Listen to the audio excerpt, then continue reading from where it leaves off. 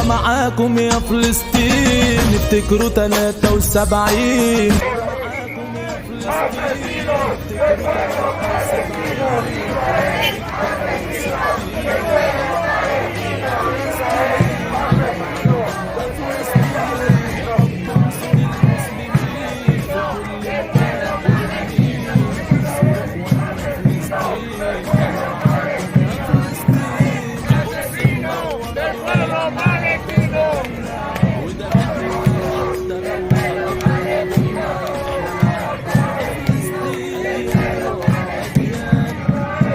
Buenas noches en nuestro programa Rompiendo Cadenas. El día de hoy vamos a tocar un tema que es a los 76 años de la Nakba, un proceso que se dio entre Palestina e Israel. Para el día de hoy contamos con la presencia de una columnista internacional de la Izquierda Diario.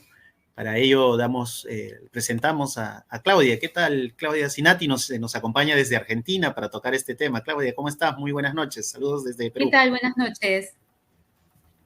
¿Qué tal, Claudia? No sé, ¿cómo primeramente antes de empezar nos podías comentar cómo va la Izquierda Diario allá en Argentina? ¿Dónde te pueden ubicar? ¿Qué artículos generalmente sueles tocar como columnista internacional de la Izquierda Diario para los que nos acompañan el día de hoy?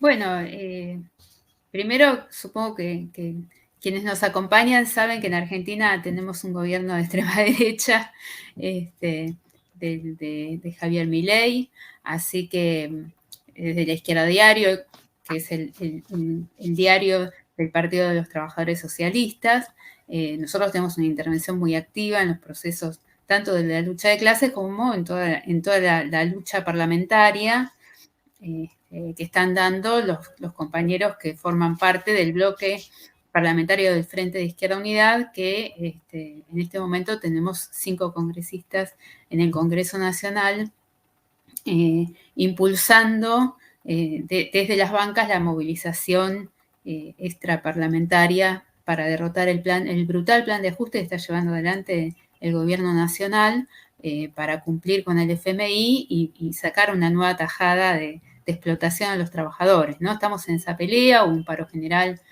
el 9 de mayo, que fue un paro bastante fuerte, aunque dirigido por una central sindical muy, muy burocrática y ligada al partido peronista, que es el partido histórico de la burguesía nacional, para decirlo de alguna manera. Así que bueno, estamos en esa lucha, organizando y tratando de impulsar la movilización cuando el Congreso se prepara para votar la ley que necesita este gobierno, que se llama Ley de Bases, y una ley de un paquete fiscal, que es como se traduce desde el punto de vista legislativo el ajuste, ¿no?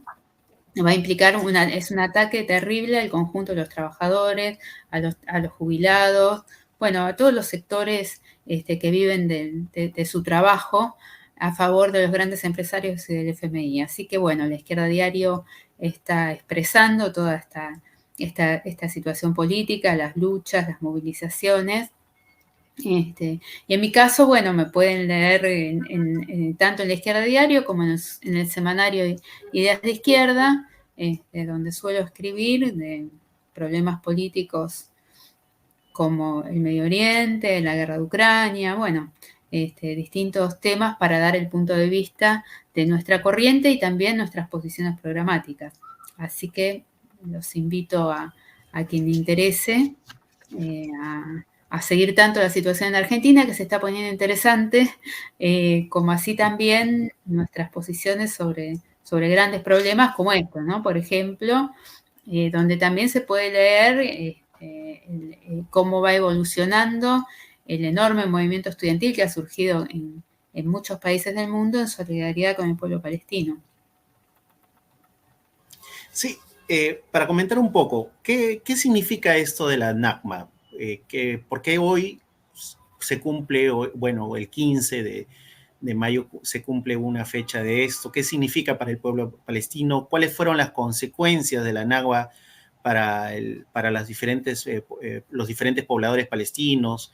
¿Qué sucedió con esto? ¿Por qué es un punto importante? Hoy vemos acampadas, en Perú, por ejemplo, te comento, está habiendo algunas acciones dentro de la Universidad San Marcos, la rectora que metió una tanqueta el año pasado y hizo detener a una gran cantidad de manifestantes que estaban descansando en la universidad, no permitió el ingreso del embajador el día de hoy. Hoy hay algunas movilizaciones en algunas zonas de la ciudad y ¿qué significa este día para el pueblo palestino? Coméntanos un poco sobre eso, Claudia, por favor.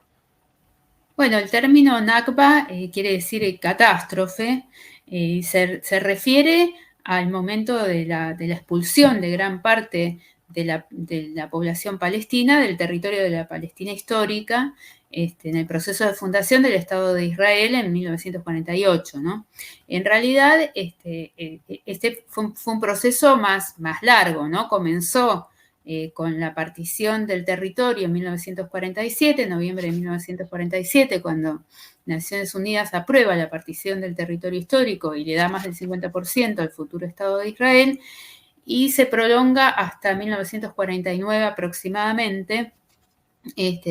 Pero el día de hoy se conmemora porque es al día siguiente del día en que Israel celebra el llamado Día de la Independencia, ¿no? Entonces, al día siguiente, históricamente el pueblo palestino ha declarado el día de su catástrofe.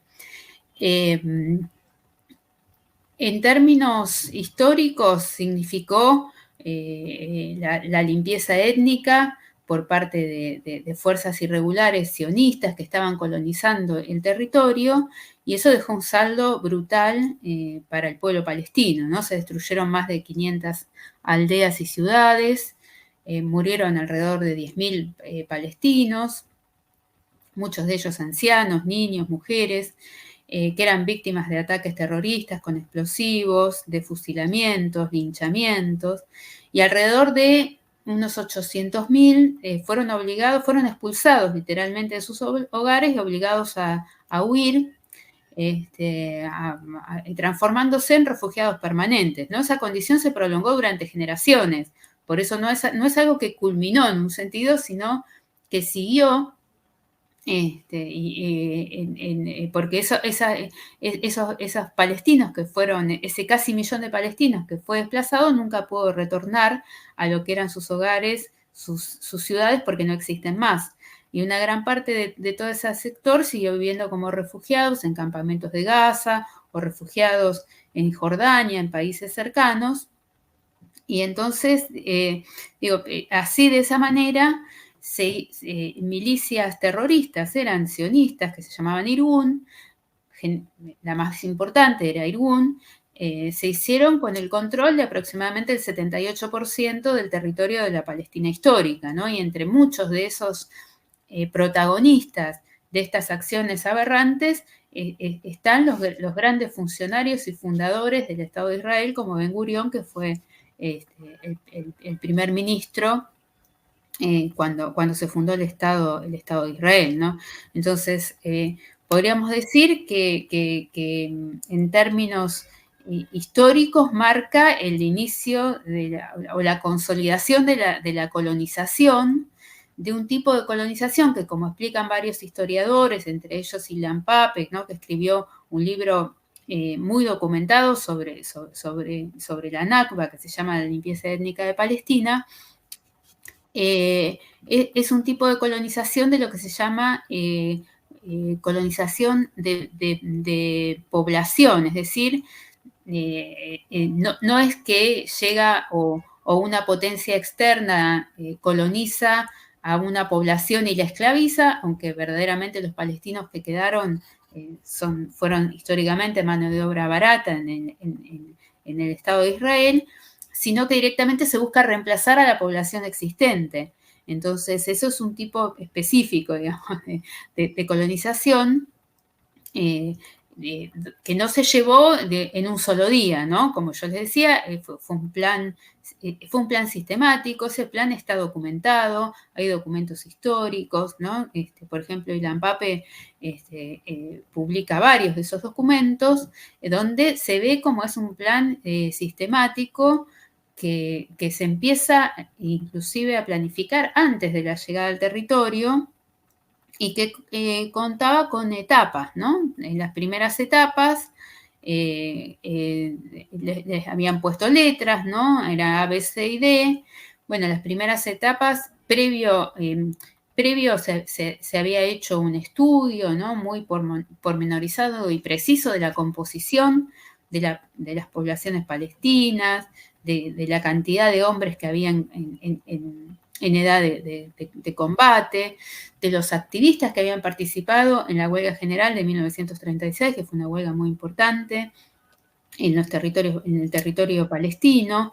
Entonces, de la cantidad y la calidad de la tierra, todo eso fue previo al desembarco, ¿no? de la empresa de colonización. Entonces, las primeras etapas tenían por objetivo preparar el terreno para campañas muy ofensivas, ¿no? Y en eso, por ejemplo, cuentan asesinatos de dirigentes políticos palestinos, de militares, destrucción de infraestructura, de recursos para la supervivencia, como por ejemplo pozos de agua, molinos, inclusive plantaciones de olivos, ¿no? Y la última etapa, que se llama Plan D, que D es por Dalet, fue la etapa final que tenía por objetivo la expulsión sistemática de la mayor cantidad de palestinos posibles, ¿no? El emblema de ese ataque, que es brutal, es el ataque contra una aldea que quedaba próxima a Jerusalén, que se llama Deir Yassin, donde fue masacrado aproximadamente un tercio de la población palestina. Entonces, para sintetizar, eso es lo que se conmemora, y como yo te decía, no es algo que terminó, sino que el desplazamiento y la colonización siguió a lo largo de generaciones. Hoy, por ejemplo, hubo una movilización muy importante de los palestinos que viven en el Estado de Israel, que son aproximadamente unos 2 millones, ¿no? que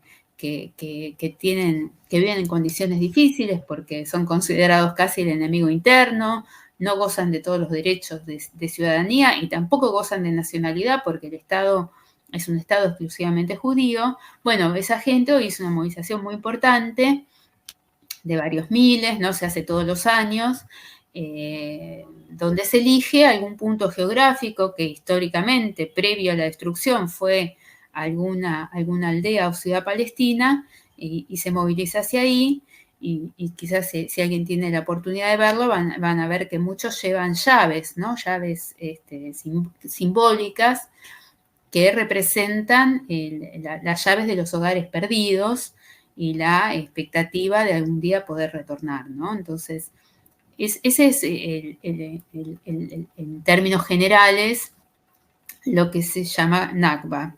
No sé si más o menos... Sí. Claudia, interesante lo que has venido comentando. Sí, interesa. ¿Qué repercusión tuvo estos hechos? Primero, como ya, nos comentas, en el pueblo palestino hay un conjunto de organizaciones que se movilizan constantemente, y evidentemente con estos hechos que se dieron desde el año pasado, se ha reforzado con la movilización a nivel internacional. ¿Cómo impacta, un poco la primera pregunta, cómo impacta el tema de la Nakba en la identidad y en la lucha del pueblo palestino? Y una segunda pregunta en torno a esto: ¿cómo ha respondido la comunidad internacional? ¿Qué relación tienen en temas de derechos humanos?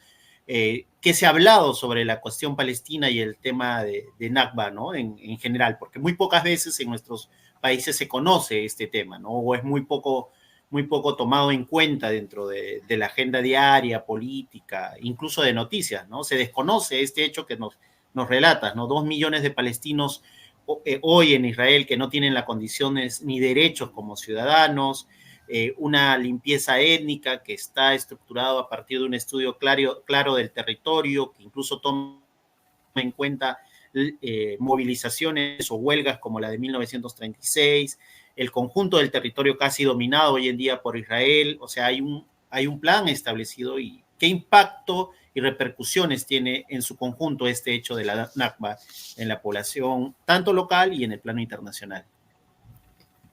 Bueno, el problema es que durante muchos años fue absolutamente ignorado, ¿no? O sea, se estableció una narrativa que es la narrativa del Estado de Israel, que se resumía en una tierra sin pueblo para un pueblo sin tierra. Entonces, durante décadas, esta historia fue negada. Se había impuesto la narrativa de que los palestinos se habían ido voluntariamente para permitir el ingreso de ejércitos árabes que en determinado momento intentan frenar el avance de la colonización sionista y no lo consiguen, pero la narrativa durante, te diría casi hasta el aniversario 50 de la fundación del Estado de Israel fue esa, y por eso fue negado como hecho. Entonces, esto empezó a cambiar cuando fue el 50 aniversario de la fundación del Estado de Israel. Surgió una corriente de historiadores muy valientes, historiadores israelíes muy valientes, que cuestionaron esto, el mito de la fundación del Estado sobre un territorio vacío, el mito de la guerra de liberación y de independencia, y plantearon la verdad histórica, que había sido un hecho colonial brutal. Entre esos historiadores está Ilan Pappé y otros, y entonces se empieza a conocer la verdad histórica, a salir a luz, y esa verdad histórica se liga con un problema de primer orden, que es que la consecuencia de esta colonización es un pueblo que no tiene ni Estado ni territorio. Entonces, está compuesto por una diáspora de millones que son las generaciones hijas de refugiados, de expulsados de la Nakba, que una parte vive en Gaza, otra parte vive en Cisjordania, otra parte vive en Jordania, en países vecinos, y plantea el problema central, que es el problema del derecho al retorno de los refugiados, que es lo que cuestiona el centro del proyecto colonial, ¿no? Entonces, tiene una vigencia permanente porque, por otra parte, como yo te decía anteriormente, no es que fue un hecho que empezó y terminó, sino que la colonización siguió su curso. Por ejemplo, si vos ves ahora la Franja de Gaza, la cantidad de desplazados, si en la Nakba original los desplazados rondaban los 800.000, algunos dicen 1.000.000, más o menos eso, en el ataque actual del Estado de Israel en la Franja de Gaza, obligó a desplazarse a casi 2 millones de personas, ¿no? Y si en el hecho original asesinaron a 10.000, hoy, desde octubre de 2023, cuando se inicia la acción militar de Israel, que se transformó en un genocidio, se cuentan 35.000 o más palestinos asesinados, 15.000 de esos son niños y niñas.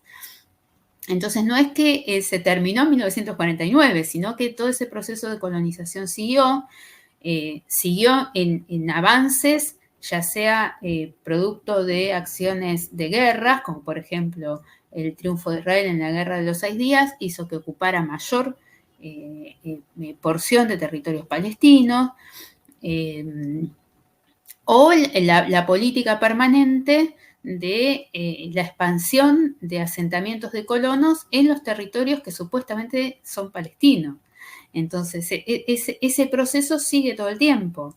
Y ahora, bajo el gobierno de Netanyahu, que gobierna en una coalición muy de derecha, ¿no? Él es el ala derecha del partido, de un partido conservador que se llama Likud tradicional, pero gobierna en una coalición con partidos de la derecha religiosa, ortodoxa, de colonos, donde el ejército lo que hace es custodiar los asentamientos de colonos en los territorios palestinos. Entonces, es un problema permanente, digamos, porque en realidad es el problema de la colonización, por eso no va a cesar hasta que no cese esa situación, ¿no? Entonces, en este momento, esa está en primer plano porque hay un ataque brutal. Bueno, como veníamos diciendo, hay un genocidio. Está Israel acusado en la Corte de Justicia Internacional por parte de Sudáfrica de estar cometiendo un genocidio contra el pueblo palestino. Y es lo que está, como veníamos charlando un poco, despertando un movimiento de solidaridad internacional muy, muy fuerte que cuestiona la alianza, en primer lugar, de Estados Unidos con el Estado de Israel, que es el principal aliado y es el que le da las armas para matar al pueblo palestino, pero también de los estados, de las potencias europeas, que son aliados del Estado de Israel, ¿no? Entonces, estamos en esa situación de un desprestigio muy grande del Estado de Israel a nivel internacional e inclusive en sectores muy significativos de comunidades, de intelectuales, de jóvenes de origen judío, que ven que no quieren que en su nombre y en el nombre de la memoria del Holocausto se cometa un genocidio contra el pueblo palestino.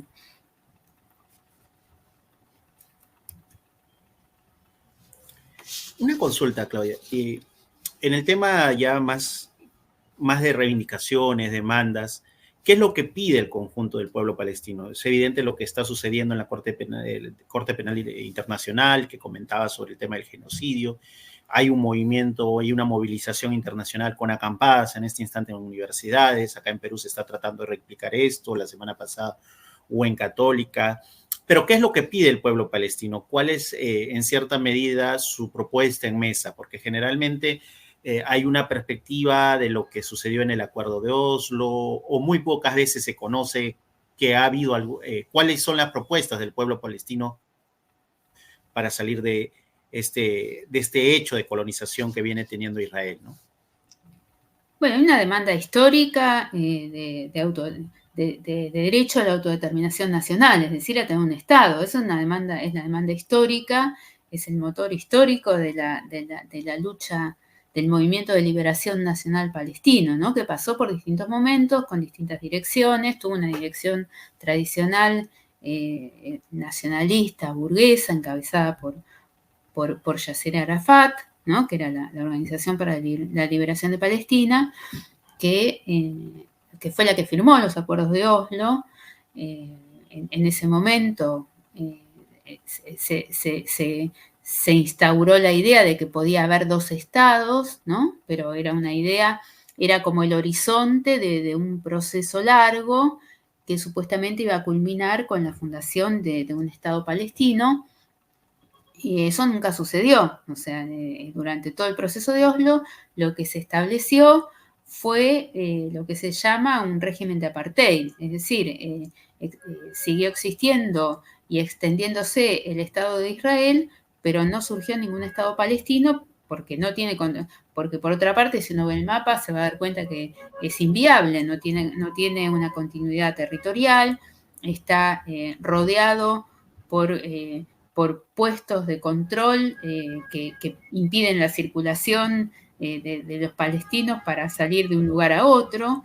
Está custodiado todos los asentamientos de colonos que han crecido exponencialmente por las propias fuerzas, la Fuerza de Defensa israelí. Entonces Oslo termina en una gran frustración, y fue una experiencia donde evidentemente se sacó la conclusión de que no condujo, o sea, surgió con mucha expectativa y terminó demostrando que ese no era el camino, ¿no? Que en realidad lo que hizo fue transformar a la dirección palestina en una suerte de policía interna para mantener el control. Eso fue la autoridad palestina, ¿no? Una forma de conseguir una cierta fuerza interna que permitiera administrar la miseria del pueblo palestino y su situación colonial, ¿no? Entonces eso entró en crisis y pero digo, hay una lucha histórica que es esa, que es el derecho a autodeterminación nacional que incluye el derecho al retorno. Bueno, evidentemente hay una discusión con distintos sectores, ¿no? de la dirección de la resistencia palestina, porque no es todo igual. Yo te mencionaba la dirección histórica, que bueno, Arafat murió hace unos años, pero que continúa y es lo que gobierna Cisjordania, pero surgió otro sector que es ligado, que es Hamas y otras organizaciones que son religiosas, son islamistas, y han planteado frente a la defección de la dirección histórica, se han fortalecido, Claudia, cuestionando este rol, ¿no? Sí, perdón. disculpa que te interrumpa, y justo para ir entrando a ese tema de Hamas, tú eres parte de, bueno, redactas mucho en el tema de la izquierda diario, también eres parte de la dirección de la fracción trotskista Cuarta Internacional. ¿Cuál es el análisis que se da sobre el papel de Hamas, ¿no? O sea, ahí generalmente acá escuchan Hamas y rápidamente terrorismo, ¿no? Incluso las acciones del año pasado se condenaron por el hecho de que las haya dirigido en un momento Hamas, ¿no? Y estas sirvieron para poder llevar adelante todo este desenvolvimiento militar que se está dando en Israel. ¿Cómo se analiza desde la fracción trotskista el tema de Hamas dentro del espacio palestino? ¿Qué papel juega? ¿Y cuáles son las críticas que se le plantea a este sector, ¿no? Ustedes fueron muy críticos en medio de un proceso electoral. El PTS puso en mesa algunos elementos, ¿no? Sobre el papel de Hamas, que en el fondo no tendría que incidir sobre lo que viene pidiendo en general el pueblo palestino, porque Hamas es parte de lo que tú acabas de decir, ¿no? De esa gran variedad de organizaciones que existen en Palestina, ¿no? Sí, es parte de la resistencia nacional palestina, eso no hay discusión. Entonces nosotros tenemos muchas, no compartimos ni su estrategia ni sus métodos, pero defendemos todas las organizaciones de la resistencia palestina frente a la persecución del Estado de Israel. O sea, defendemos el derecho del pueblo palestino a resistir. Entonces, en ese marco, como te decía, es una organización que es parte en realidad de todo un proceso generalizado que se dio en los países árabes musulmanes por la crisis del nacionalismo árabe que había dirigido en las décadas anteriores. Entonces, digo, los Hamas es parte de ese proceso, ¿no? Donde ese nacionalismo árabe mostró sus límites, su subordinación en muchos casos al propio Estados Unidos, como fue el caso de Egipto, ¿no? Y la intención de conciliar con el Estado de Israel sobre la base el precio lo pagaba el pueblo palestino, ¿no? Con su colonización. Entonces se fortalecen este tipo de organizaciones que son más radicales. Ahora, la estrategia de Hamas nosotros no la compartimos de ninguna manera, porque ellos lo que buscan es establecer un Estado confesional, un Estado donde rija la ley religiosa, es un Estado teocrático, y en función de eso, y sus métodos están en función también de esa estrategia, ¿no? Por ejemplo, es muy difícil en esa situación que surja, por ejemplo, la autoorganización del pueblo palestino. Eso no sucede.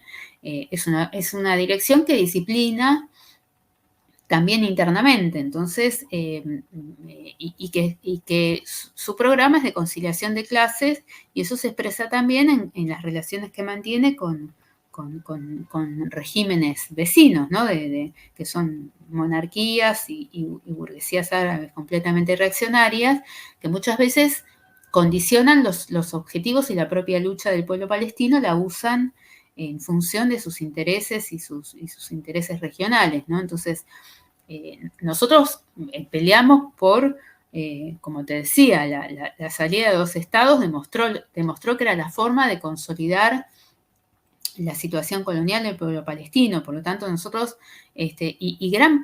no solo desde la izquierda marxista, sino también, yo te mencionaba estos sectores, ¿no? Que han surgido rompiendo con el sionismo dentro de la intelectualidad de origen judío, que plantean también que la solución es un Estado y no 2 estados. Es un Estado, ellos plantean un Estado que termine con el régimen de apartheid, pero no terminan de definir qué tipo de Estado sería. Nosotros sostenemos que ese Estado tiene que ser un Estado palestino en el territorio histórico de Palestina, un Estado laico, un Estado donde puedan convivir pacíficamente árabes y judíos y cristianos que también viven en el territorio. Y nosotros consideramos que esa perspectiva solo es posible en el marco de una perspectiva socialista, ¿no? de una Palestina obrera y socialista, porque solo quien no tiene ningún interés en mantener la opresión puede garantizar ese tipo de convivencia y de Estado, que sabemos que eso no es sencillo, nada es fácil, pero consideramos que es la única salida verdaderamente realista a esta situación de